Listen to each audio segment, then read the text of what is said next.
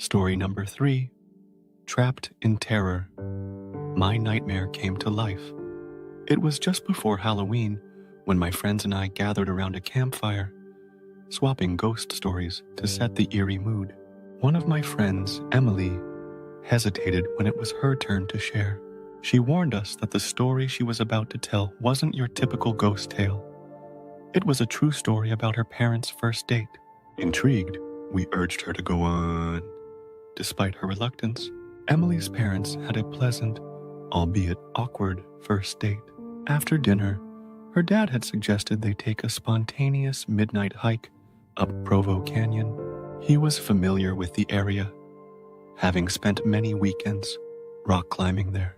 It seemed like the perfect way to extend the night under the blanket of stars. So they drove up to the canyon, parked, and started their hike, guided only by starlight, since there was no moon that night. As they ventured deeper into the canyon, Emily's dad began to feel uneasy.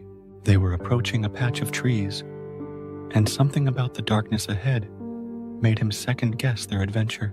But he brushed off the feeling and kept walking. A few minutes later, the uneasy feeling returned, stronger this time. Ignoring his gut instinct again, they pressed forward. Then, as they walked through the dark underbrush, Emily's dad suddenly tripped over something soft in the middle of the path. He stopped, trying to figure out what he had stumbled upon, but the darkness made it impossible to see. The feeling of dread that had been nagging at him intensified, and without saying much, both he and Emily's mom agreed it was time to leave. They turned around and hurried back to the car without looking back. Years later, after they were married, Emily's parents were watching a true crime documentary.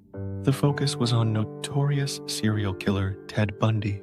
During an interview, Bundy was asked to recount a time when he had almost been caught.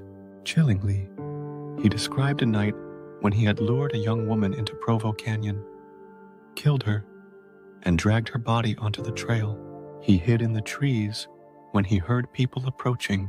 He watched as Emily's dad walked straight into the body, stopped, and for reasons Bundy couldn't understand, simply turned around and left. The realization that they had narrowly avoided such a horrifying fate still sends shivers down Emily's spine, and it left us all speechless by the fire that night.